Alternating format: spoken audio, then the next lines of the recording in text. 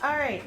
So we did a little bit of this workshop yesterday, actually. So today I'm going to do sort of an introduction to jazz, and it's going to be as easy or as hard as you want it to be, because you can make it complicated or you can make it simple.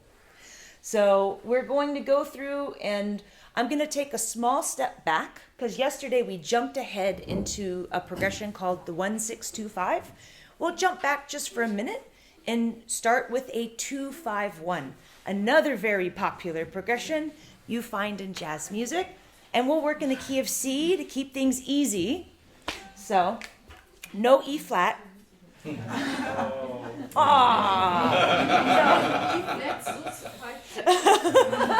So in the key of C, what is our 2? D minor. Nice. And then our 5, G, and we'll make it G7. Yeah. And then what is our 1? C. Very exciting. C.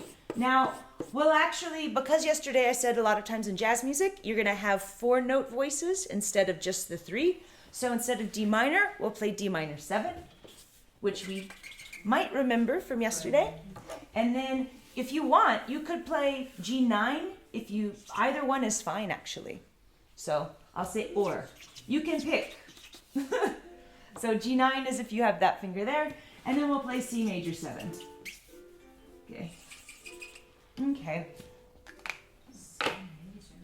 Ooh, C major 7. Easy. Second fret. Okay. And then if you remember for D minor 7, if you wanted to play in another place, it was barring the 5th fret. G9 was 4th and 5th fret. All right. And then C major 7. I'll give you a different one from yesterday. Would be 5, 7, 7, 7. Sometimes people do it as a double bar.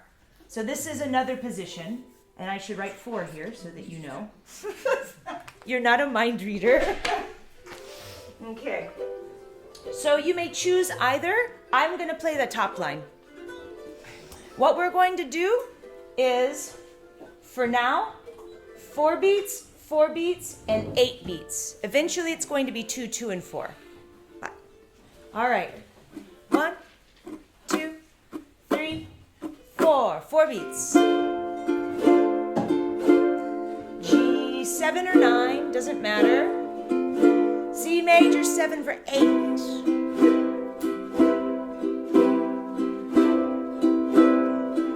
Again, D minor 7. G7 or 9. C major 7. 5, 6, 7, 8. Nice. Pretty easy. Let's do 2 beats, 2 beats, and 4 beats. 1, 2, 3, 4. D minor, G7 or 9, C major 7 for 4.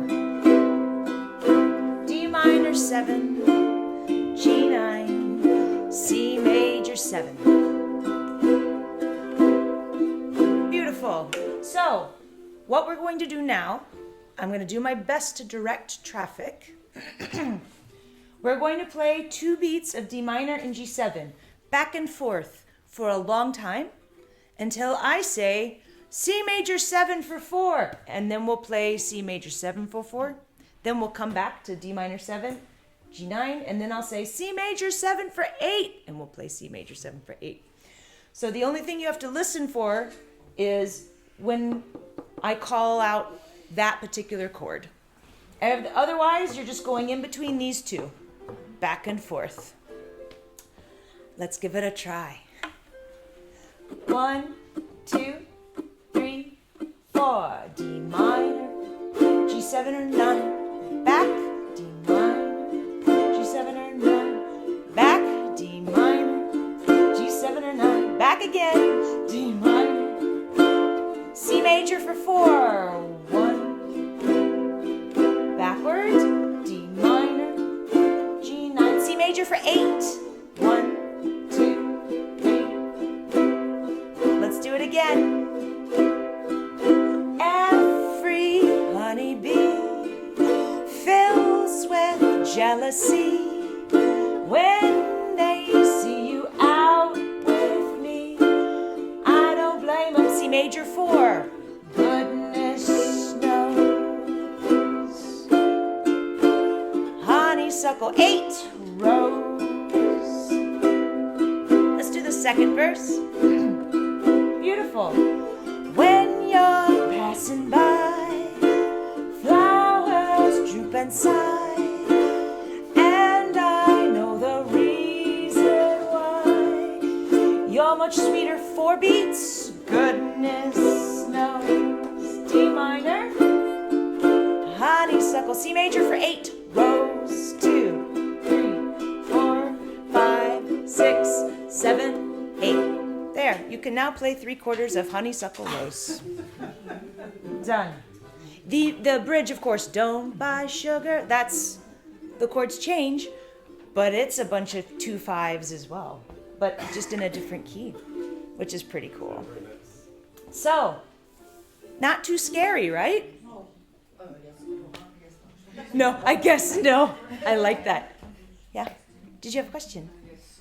Is there any trick to switch between the G9 bar In this? So for me, I actually will bar both here so that when I come here, sorry, I didn't draw the extra. So her question was, when moving from this G9 to this C major 7, is there a trick? And I had just said, well, if you do a double bar for that G9, and you have this finger kind of ready to go, he can move up here while you scoot up your index. That's how I tend to do it, if you're doing that. Good question. Also, sometimes with this one, I might use my middle so that that's the finger that's moving. Because I can actually keep him down the whole time too if I want. Yeah. Though I think I tend to do this, which isn't as efficient. But not very scary. And a lot of songs have, you'll start to notice that 2/5 sequence in a lot of songs as you play more. But I want to actually go back to that 1-6-2-5. I just wanted to make sure to show you this one so that if you are looking at the music, you might notice some patterns happening. So we talked about a 1-6-2-5 yesterday. We'll do just a small review and I'll write it down here. And then we'll do a bunch of variations that you might find. Sorry. Yes? To find the lesson day 2. Oh yeah, good idea. Day 2. Thank you very much. Like I said, I'm labeling all of the videos when I upload it, day 1, workshop 2, or 3, etc. So it'll be very, very easy. And then also, Craig will know as well when he's editing. Thank you. So, 1-6-2-5. Our one we used was a C major 7, very easy. Actually, I'll do it on the other page so I can have the variations underneath. And I only have to write it once. So 1-6-2-5. We have C major 7, which was that easy guy. 6, A minor 7. Now, to save space, I'm going to write in first position for all of the variations. But this one, I'm going to write the word open under it to remind you it can be open. But I'm going to do this for those of you that wanted to play this one. But you can also play all open strings. Is that okay? Yep. Yeah. Okay. And then D minor 7.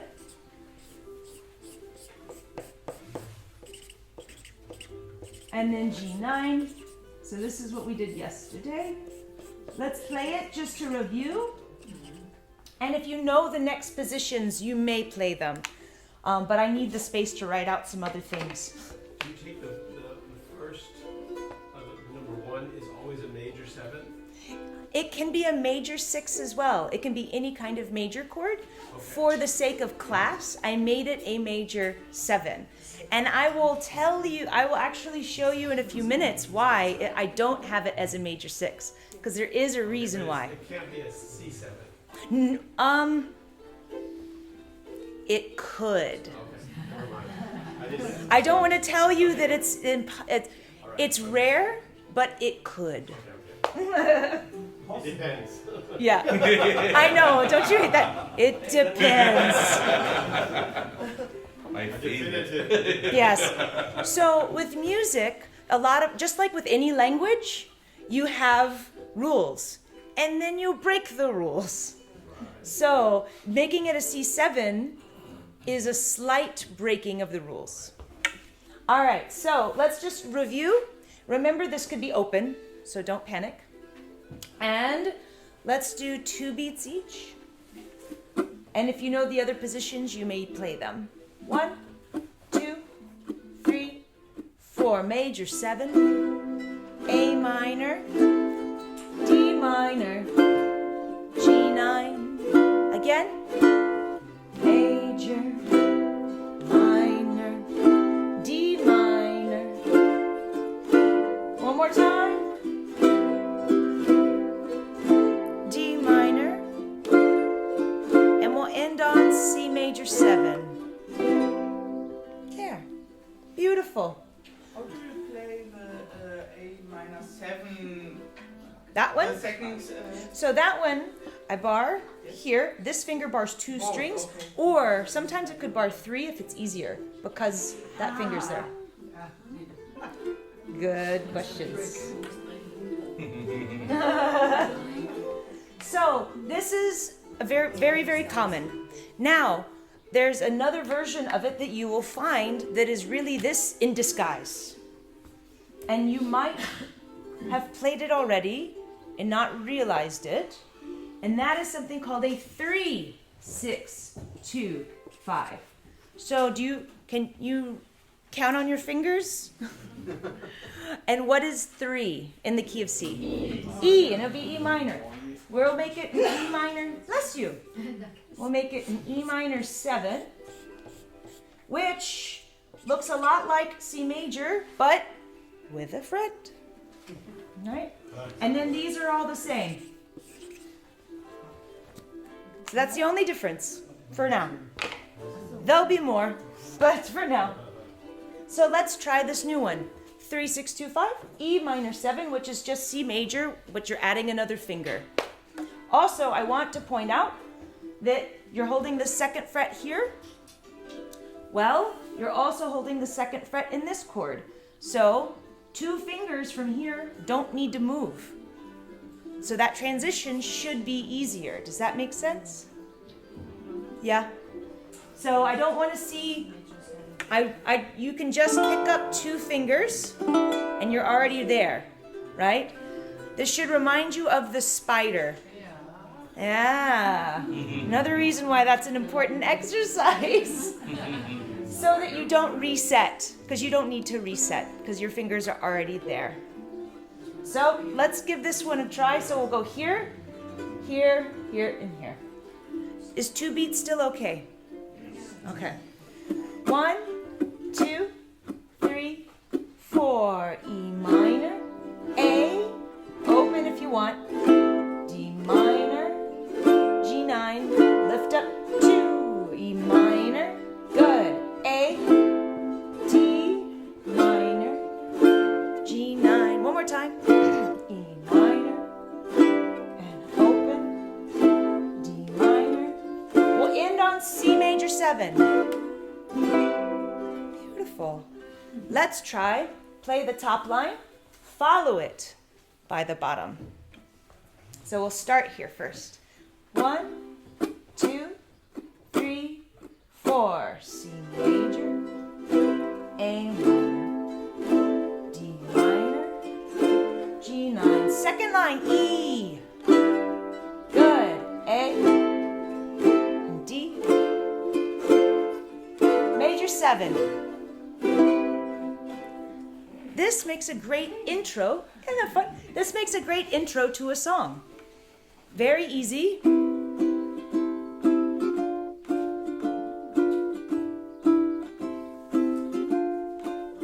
I love you, or whatever your song is, right? It's a great intro. Done. Yes. That's what we wanted to hear. Yeah. We love you too. Thank you. So, there's more variations of this progression that you'll find, and this is another one you might have played and not realized it was based off of this. And we're going to go back to C major 7, so go back to having a 1. So it'll be C major 7. But instead of A minor 7, we're going to break our rule a little bit. It's going to be a C sharp diminished 7. Scary sounding name. It's 2 fingers. I think you'll be fine. D minor 7. I'll just write so you don't have to look up. G9. Yeah. Okay. So this one, you're just taking this note, scooting down, adding a friend, and then doing the rest of the chords that you already know. Now, this one, how far is C to C sharp? Is that a half step or a whole step? Half. C sharp to D, is that a half step or a whole step? It's a half. So what's happening here is the root of the chord is moving in half step increments. So your bass player will play something different here. You might hear a bass player do something like this. Right? Versus here, they'd be playing C, C, A, D, G. It's a different feeling when you do the C sharp diminished. This here, in the States, we call this a passing chord because it's helping you get from one to the next. I'm not sure if it's the same term here. I would think it'd be similar. But yeah, so this is a passing chord that allows us to get from one point to the other and doing that with a chromatic root movement. I think it sounds really cool, so let's try it. So we have no 6. This is No 6 chord. no, It's this instead is of the it's 6. replacing the 6. Yeah. And this is one that's very common that you might have played in other songs and not realized. It's basically a 1-6-2-5, but with the 6 replaced. So 2 beats each. Let's give it a try. 1, 2, 3, 4. Diminished. D minor. G9. That sounded great. Again. Major. Diminished. Again. Major. Diminished. Minor 7. One last time.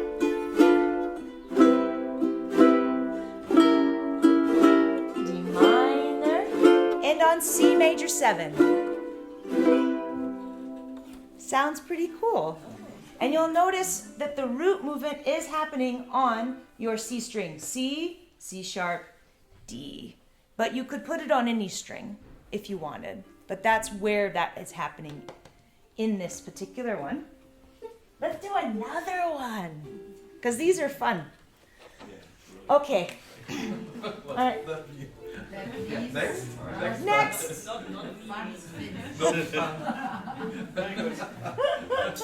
But they're not too hard. Not too hard.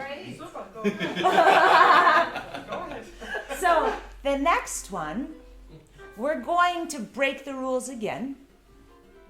Now, playing D minor 7 to G9, is that easy-ish? Okay. If I asked you to do this, but move it higher on your fretboard, would that be okay? Okay, so here's what we're going to do. We are going to play what looks like D minor 7 on the 3rd fret. Okay?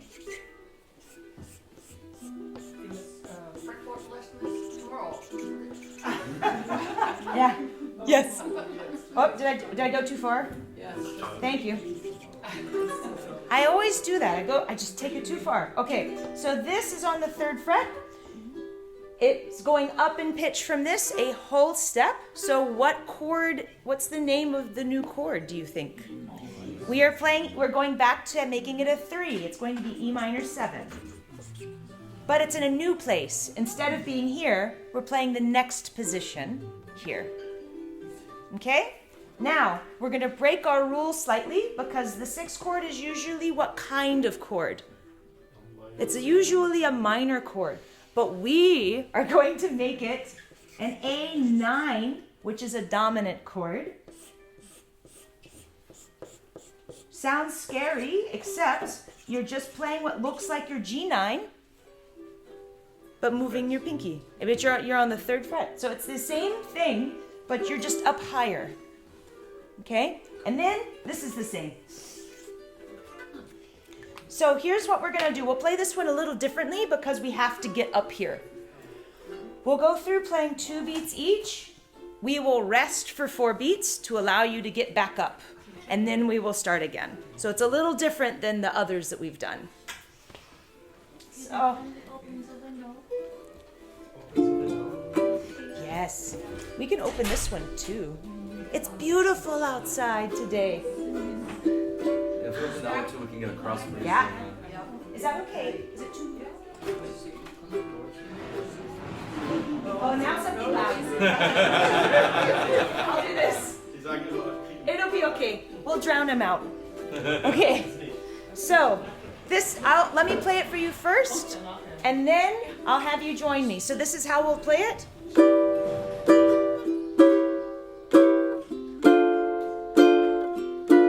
And then I'll count 1, 2, 3, 4.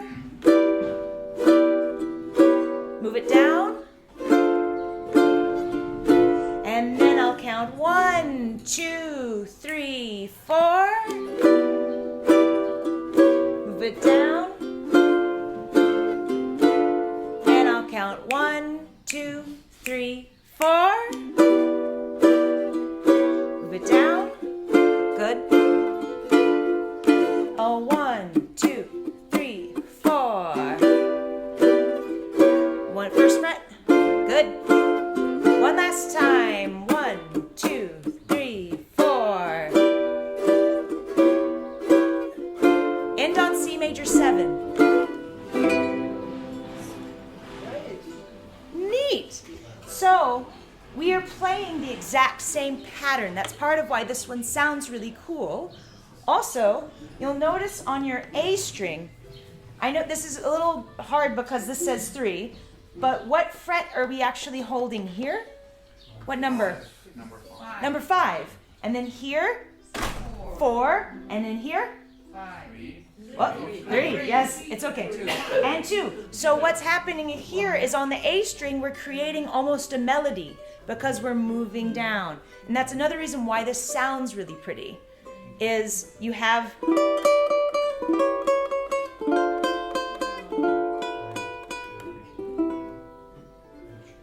Okay, so that's another reason why this one sounds good. Now, the reason I broke this rule and made this a chord that's not minor is this note here is not found in an A minor chord. This note's only found in one based off of a major chord. That's why I broke the rule, because I wanted a specific sound. So, that's okay. I'm not going to get too much into detail, but that note, that's a C sharp note, and an A minor chord has a C natural, not a sharp. So that's why. Let me see. I think. We'll go, okay, so here's what we'll do right now. Before I do, there's one more we can do. But what I want us to do is go through each line one after the other. Now, this one will be a little tricky, jumping up, but I think that you can do it. If you need to drop out to get ready, you can. I'll play G9 the whole time. So, 2 beats each, starting with line 1 and go go down. We'll go through it a few times. 1, 2, 3, 4. Open if you want. D minor, G9. Second line, E. A, D, G, C major, diminished. Good. All right, get ready. The third fret. Third fret, jump. Nice. D minor, back to the top. I love you for sentimental reasons. I hope you do believe me. I've given you, third fret, my heart.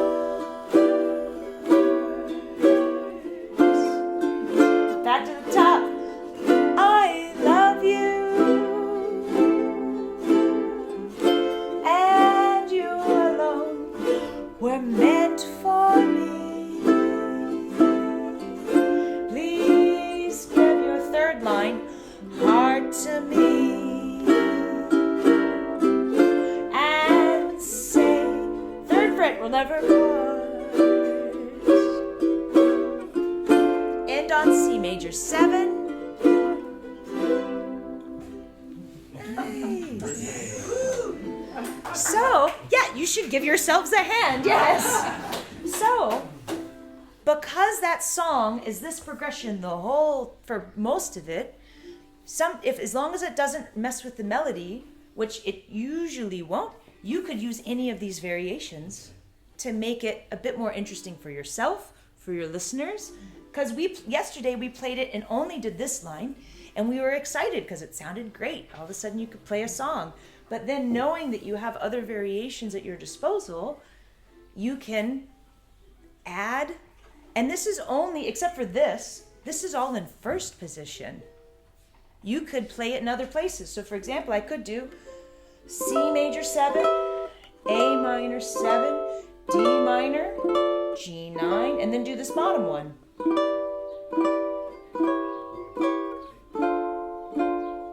And that's a great introduction to songs. I do that kind of introduction frequently, where I'll play it here and then I'll bring it down, or I could start and move it up. And then this is this one, but in another place.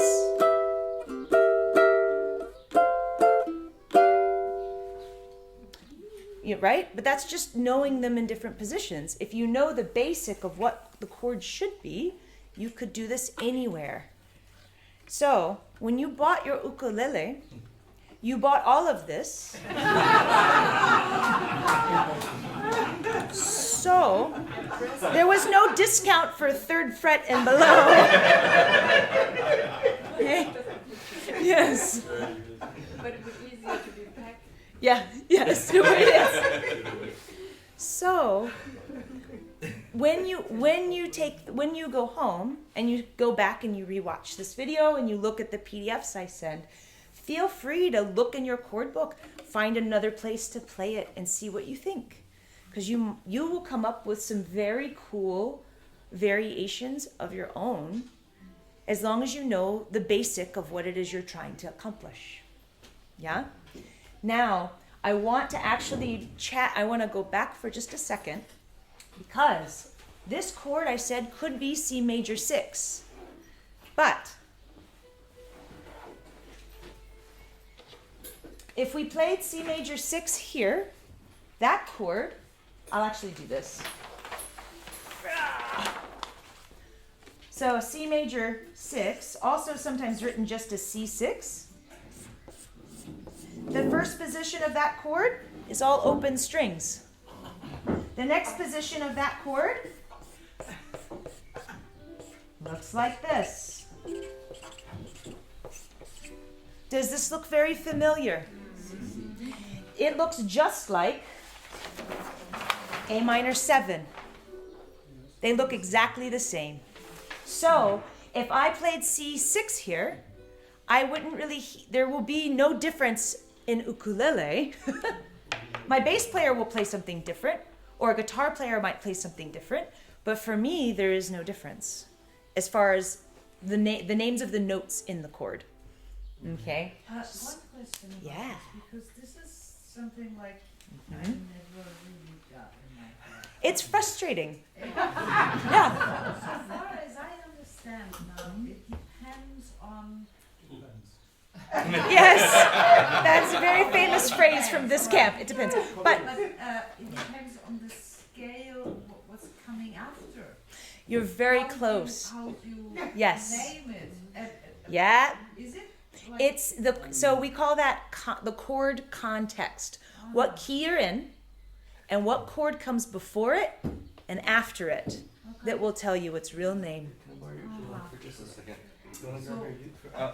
Just as a quick example, so as we see, there's some common shapes, You can come in closer. and it really depends on what's happening in the root, the bass.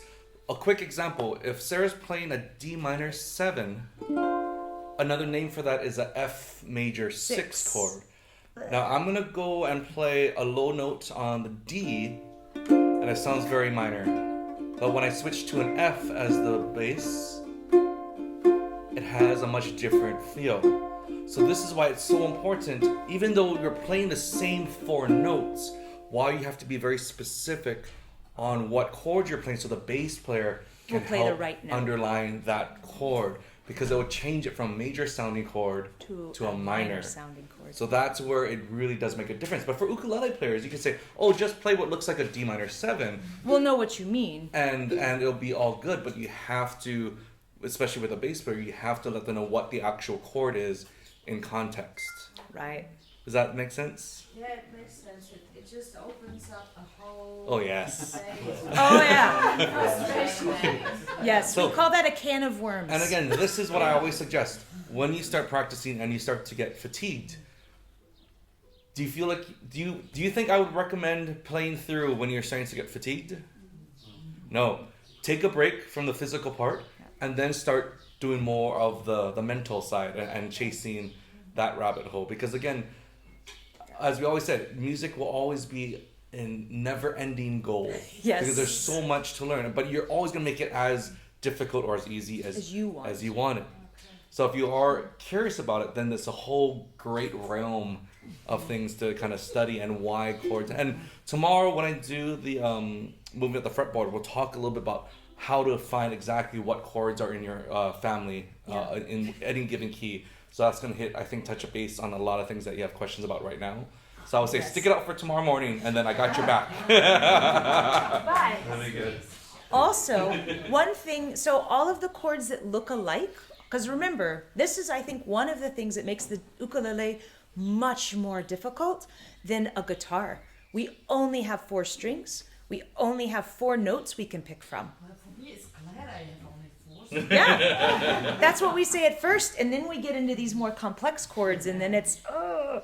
But one thing to remember is that the reason why chords look alike is they're usually related somehow. For example, does anybody know how C major and A minor are related? C major. Yeah, does anyone know like how why are they related to each other? They have the same pentatonic. They have this, okay, so they are, we call it, A minor is the relative minor of C. It shares the exact same scale notes, but the scale starts in a different place. So a C scale is C, D, E, F, G, A, B. A minor scale, A, B, C, D, E, F, G, A. It just starts in a different place. So those chords share the same notes, so they're gonna look really similar.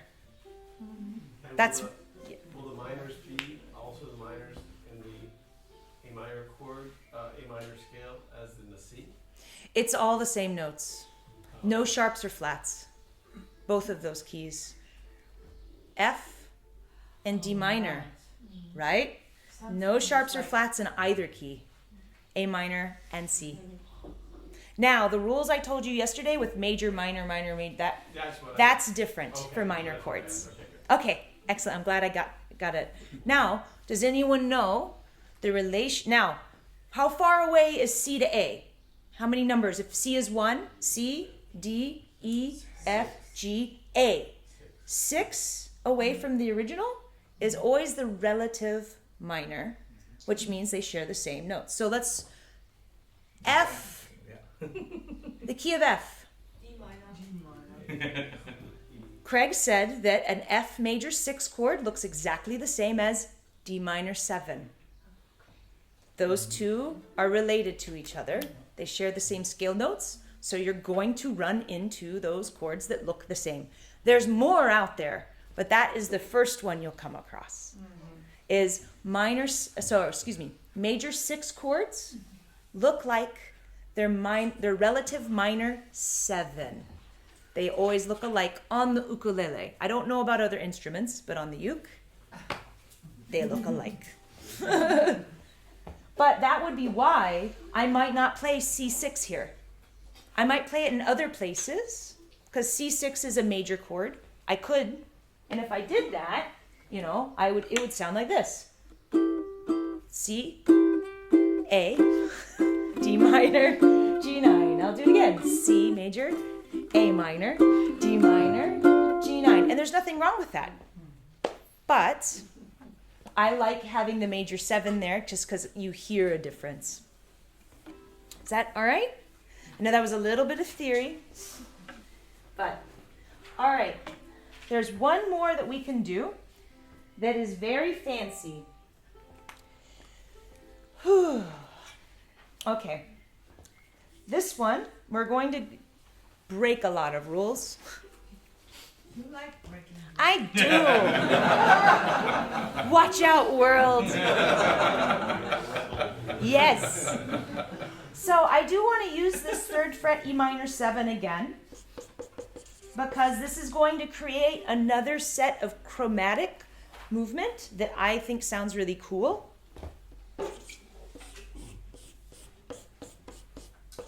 So it's the same exact one. I'm just making it so you don't have to do this. E minor 7, and instead of an A minor or an A7 chord, we're going to play E flat 7, which I believe is also on the 3rd fret. There. And then we have D minor 7 again.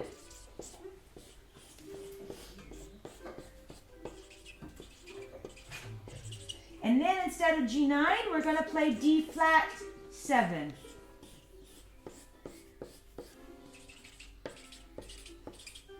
Okay. So this one's a little trickier to wrap your fingers around. So 3, 3, and then we're back to the 1st frets. So let me play it for you so you can hear how it sounds. It's going to be a little more, I call it crunchy. It won't sound as pleasant as this one, but this one sounds like this.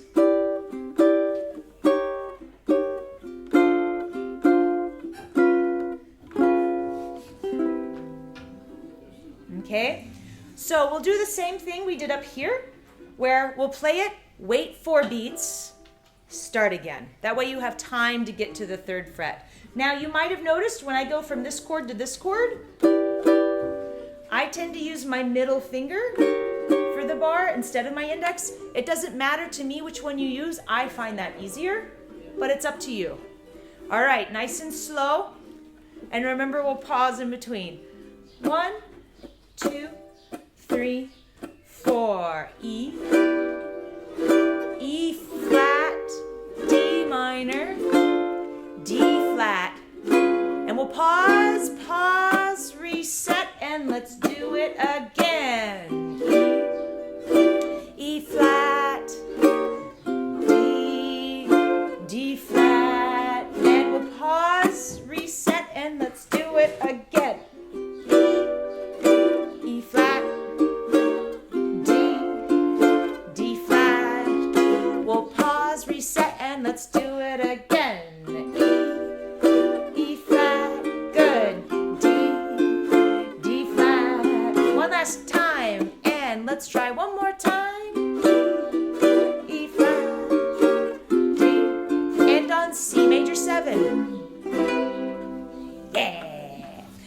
everyone likes this one, but this one, what you have here is you have E, half step E flat, half step D, half step D flat. So your bass is definitely going to be doing that half step movement, similar to here, but you have it the whole way down. Okay? Pretty cool. Now, why am I showing you all of these? Because when you go and look at other standards, you'll see this happen a lot in many songs. And you can change it as long as the main rule is you can use any of these substitutions as long as you don't do something that sounds bad with the melody. Melody is the most important thing. So you might have some cool things you can do, but if it doesn't sound right with the song, probably should pick a different variation. Now, I'm going to flip the page, and I am going to write up something called rhythm changes. That is, yes, Tom? This 1625, Yeah. that's a jazz progression. Yep. So I have a question. What if could I do without the sevenths? Yeah. It'd still be a jazz progression, and then change, Well- and then change into the sevenths? Okay. I would say, so yesterday we did that, where we did it plain Jane, and it didn't sound jazzy enough. Right. One of the things that makes it is still a jazz progression, even if it doesn't have the sevens, but it won't sound the way you expect. That's just what I wanted to That's a good question. Thanks. Yeah. So I'm going to write on the next page rhythm changes. Rhythm changes is something really useful to know if you want to play jazz music, because it's this is going to sound intimidating. It's a 32 bar progression that if you memorize it, you can play a bunch of different jazz songs. And you think 32 bars? Well, 3/4 of it is this. And then, how many of you know the song 5'2", Eyes of Blue? That song? That's the bridge. So it's actually easier than you think. Now, there's many different versions of rhythm changes. I'll be showing you the one that I tend to use the most, but there are other versions out there. So you are allowed to noodle at this time, because it's going to take me just a couple of minutes to write it. So you may noodle.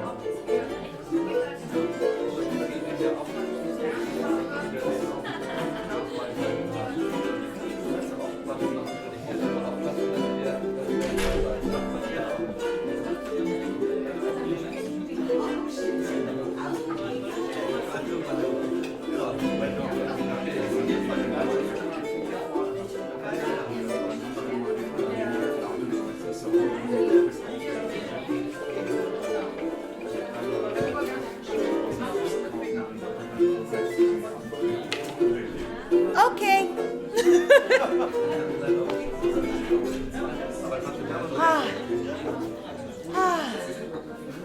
That was fast. I'm getting faster at doing this every class. All right, let's chat about this. So, these are all the chords we're going to run into in this progression. And this isn't how I would normally write it in music notation for you. This is so it's easy for me to point and help you get where you need to go. In my handout, I actually have it written out with measure lines. But for now, this line we all know very well. It's just our regular progression, 1625. This line is new, so let's chat about it. We have a G minor 7, which should remind you of a B flat missing someone. And then C7, easy. We have an F chord. Now, I have this one circled because you may put your pinky here as an option. The reason why you might do that is it's the same note in the next chord, so it might make transitioning to this chord easier. But you can if you want to, you don't have to. So this is the hardest chord in the whole song. Okay? So for me, when I go through this, if I play F and I add my pinky, the pinky stays and everyone else will form the diminished chord around it. But this is a harder chord, so if something happens and you miss it, it's okay. But does everybody see why I have that circled? That way you have a common. Now this does not change the name of the F, because without that, an F chord consists of the notes F, A, and C. That's all. And so I have an F, I have an A, I have another A, and a C. So in this version, without the circle, I have 2 A's. But in this version, I have 2 C's. So it's still F. You just have an extra C instead of an extra A. That's all. And then you have a common note so that you can hopefully get to that chord easier. Then we have, this is the bridge, 8 beats of E7, 8 beats of A7, 8 beats of D7, 8 beats of G7. This is where we work really hard not to speed up because we have to come back here again. So you can play any version of these chords you want. It does not matter to me. So if you want to play E7, E7, A7, A7, A7, A7, that's fine. They're all A7. It doesn't matter to me. This is a great time to practice playing somewhere else because you have 8 long beats to do it. But then you come back up here and you just have to be careful. So I'll tell you sort of the format and then I'll guide us through it. So the first verse is this line twice, followed by this line. Back up to this line. You are done with verse 1. Verse 2. This line twice. This line once. This box. You are done with verse 2. On to the bridge. The bridge. Verse 3. This line twice. This line once. If we're ending the song, you'll go here. If we're repeating it, we'll do that line. I'll make us end it, so we'll probably go here. So, all of these up here are 2 beats each. Okay? These. Second line also 2 beats each. Yep, 2 beats each. Okay. Yep. And then the box? The box, we have 2 beats, and 4. Ah, okay. I didn't see the No worries. No problem. And then over here, 8 long. And it's going to feel really long. Okay. 8 long, boring beats. You mean each? Yeah, each chord. Like 8 times. 8 times. Okay. It's long. But it'll feel nice. It'll be a nice break from 2 beats each. You'll be glad at first. And then by the time you get to D7, you'll be ready to move on. So let's give it a try. See how we do. All right, the top line, we play twice, but I'll direct traffic. 1, 2, 3, 4. C, A minor, D minor, G9. Repeat that. D minor. Okay, the new line. G minor,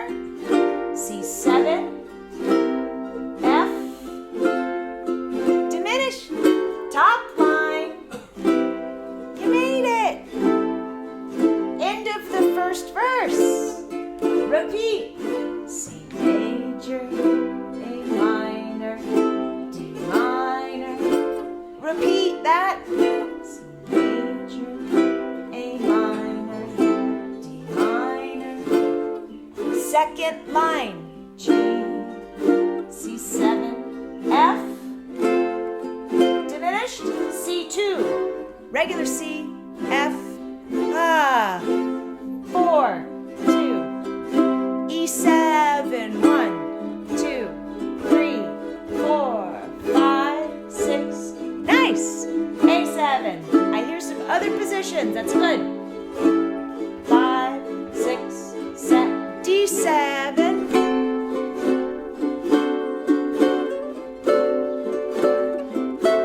G7. Third verse, C major. D minor. Repeat. C major, A minor, D minor. Second line, G. F. Diminished. C twice. F. C for 4. 1, 2, 3, 4. Done.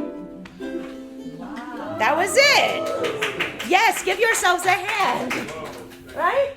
Now, I'm going to try to sing songs and direct traffic.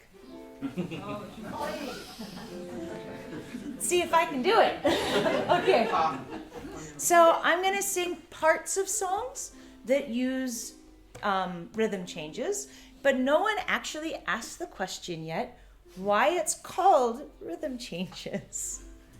The reason has to do with the song, I've Got Rhythm. These changes are attributed to Gershwin's song, I've Got Rhythm. Now, sometimes versions of that song might have C here for 4 beats instead. But A minor and C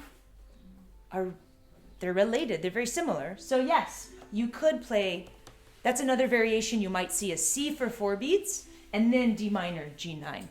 You can throw in the A minor and no one will probably notice. But yes, so I'm going to start with I've Got Rhythm with the song, and then I'll switch to other songs as well. Okay. There are like chords. You meet other jazz players and you say. You can say, let's play rhythm changes. And it's like the blues. Yes. Chord. So It is. You know, you have the same language. Yes. You know the chords and you can play together. Yep. That's the reason why you. Okay. You are correct. So she was asking about saying, so if I go to a jazz jam and I say, oh, can we play rhythm changes in B flat? Okay. They'll know what you mean. Now, one line will be potentially different. This line. So you'll need to listen and see, because this line gets changed frequently with different versions of rhythm changes. But it's usually really close. But this is always the same.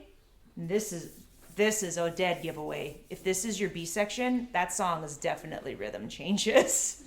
But there's also, but if you go to a jazz jam, you could say, oh, rhythm changes in C, and they should know what you're talking about. It's a chord structure. Yeah, it is. It's the structure of the song. And many songs, you can now write a song that sounds like a standard. If you come up with your own melody, because chord progressions are not copywritten. Melodies and lyrics are. So you can take this and write your own song if you want, which is pretty cool. Let's give it a try. Let's see if I can sing some songs. All right, same tempo. Is that tempo okay? Yes. Okay. 1, 2, 3, 4. I got rhythm again. I've got music. Second line. I've got my man. First line. Who could ask for anything more? Again, C major. I've got daisies again in green pastures.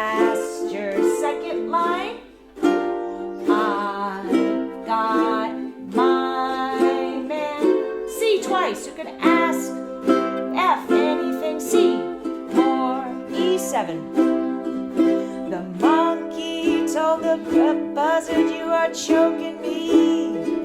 A7, release your hold and I will set you free. D7, the monkey looked the buzzard right dead in the eye and said, your story's so touching, but it sounds just like a lie. Flintstones, meet the Flintstones. They're a modern Stone Age family. Second line from the town of Bedrock. See, they're a page right out of history. See, 1, 2, 3, and 4 for now. So, yeah. So, I meant to do straighten up and fly right. Straighten up and stay right. Straighten up and fly right. Cool down, Papa, don't you blow your top. So that can also, you can also sing straighten up and fly right. I only did the bridge. Yes, the Flintstones theme. It is rhythm changes. Even the part, the ba ba ba ba ba da da da da da da da da da. Yep. It's just a bit faster. And then also Cottontail by Duke Ellington. What other ones? Anthropology by Charlie Parker. 5 for 2, you said. Yep. Right. Yep. And some songs aren't completely rhythm changes, but they'll take parts. For example, The Devil in the Deep Blue Sea. The verse sounds just like rhythm changes, but the bridge is not. So I could sing the I don't want you, but I hate to lose you. Second line. You've got me in between the devil and the deep blue sea. But the bridge is not this.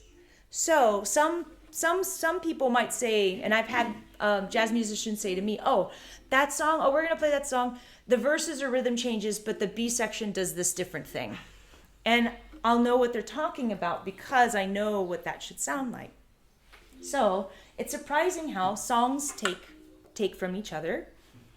But this is really great. And because we repeat this a lot, those variations I showed you before, you could use. So for example, I could play, let me think of what song I want to sing. So if I did, I've got rhythm, I've got music. That was me playing this one. And then I did this variation for the second time.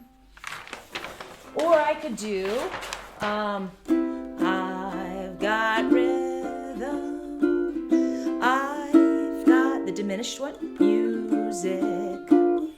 All those variations I showed you, you could actually put in rhythm changes to change up that first line a little bit if you wanted to. You don't have to, because I mean that is more you have to remember. But eventually you may decide you want to. I could, I've got rhythm, I've got music. That's me using that weird one that was at the bottom. That may not sound as good to your ear, but you could do it. And that was me just playing the first variation up high and then doing this variation after. So you can mix and match a little bit if you want, which is really, really exciting. So exciting I threw my marker. But does that make sense? Yes. Yeah, it's kind of neat, yeah? Of course, yeah.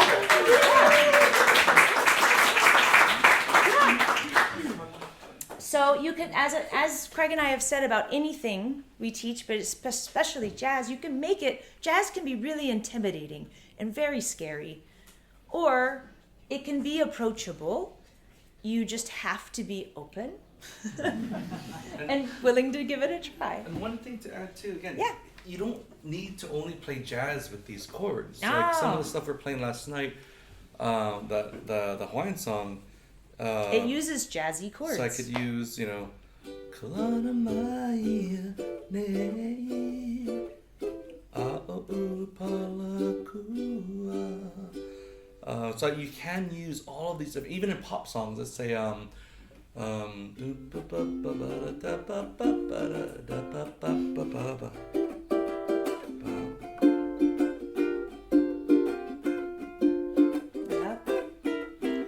there's so many different ways to utilize these different voicings. So one of the things that, you know, both Sarah and I always recommend when you're practicing those different voicings, like a minor 7 version of that chord instead of a regular minor, every time you play in your group and you see that minor pop up, try the minor 7. Yeah, and it'll just sound good with just your neighbor. substitute it for that night. And then the next time, maybe instead of a major C chord, you play a C major 6 instead. Yeah. But you start to just substitute and just work on one chord One at a time, just to increase that vocabulary. And that's actually, so I think it's tomorrow, I think is the chord substitution class. And I'll actually make us do that. So when you were asking about, I'm stuck on C minor for forever. Well, I'll give you a lot of options in that class where we'll use some of these more jazz chords, but they sound beautiful if your neighbor plays a regular C minor and you play C minor 7. It will sound lovely. C minor 6 is a little more tricky, but is also a beautiful chord.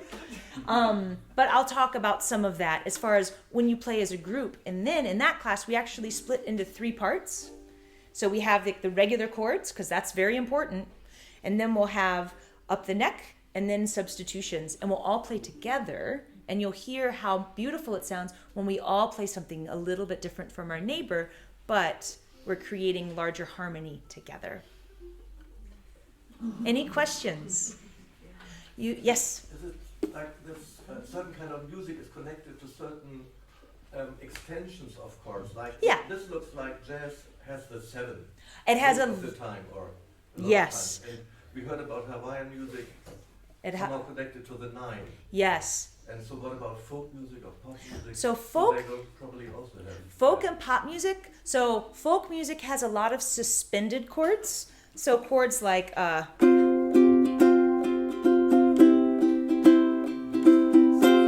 kind of sound, or that kind of sound. When I think of folk music, that's the stuff I think of, and also finger style a little bit for folk. And jazz, you get a lot of different things. Ninths can also be associated with jazz. Augmented chords are a lot of times associated with jazz music. I think of, and folk tends to be either suspended or just your regular chords. Though sometimes they'll throw in a minor 7 every now and then. But jazz music, usually it will be a more complex name like minor 7 or minor 6. Because it's usually more than 3 notes for jazz, whereas pop music is usually 3 notes. Though on occasion they'll get you with a really beautiful 4-note or more voicing, for sure. Any other questions? Yes? And if I want to learn these rhythm changes in other keys, which keys are the best ones to play with other together? So it depends on what instruments. It depends. So if you're playing with horn players, B flat will be very important. B flat if you're playing with horn players. E flat. They love E. They do love E, don't they? But most jazz guitarists aren't gonna care. They'll play in any guitar. Guitar. A lot of guitar players like to play in E and A. Yeah. Again, the biggest thing is it depends who you're playing with. In the sense of, for us, it doesn't matter what key, because a lot of the shapes will just move around up the fretboard. So it depends on that kind of level. But my suggestion is look at what people are singing in your books. Right. There's a lot of C, a lot of F, a lot of G. The folk music, yes. Yeah. Like look at the keys that your friend's singing and put it in those keys first. Yeah, that's always gonna be the best. I didn't understand. So if you have people you already play with, if there's keys that they're comfortable singing, that's the keys to start. Ah, okay. Yeah. But if you're playing with a horn player, B flat and E flat are going to be very good keys. E flat is C minor. Yes, because that's their tuning, right? Yeah. Let them do that. Yeah. In these usual songbooks where you have the chords suggested, Yes. is this the common scale that people with folk music usually sing and you just go for it? Not necessarily. No. It really. It depends. I hate that, but it's true. A lot of times the songbooks will give it to you in the easiest key to play. Not always the key that might be best for your voice, which is why the transposing we did yesterday would be important, because then you can change it. And a lot of times I have a book that's, I think it's Easy Beatles, and it's a guitar book, and those are all in not the key the songs were recorded in, which means you can't play along with it. So then you have to transpose it anyway, so you can play with the recording if you're wanting to practice with the recording. Yeah. Or you have a capo, which you can totally do. Though sometimes that means you're way up here with it. And then it's like, but I bought this part too. So, any other questions?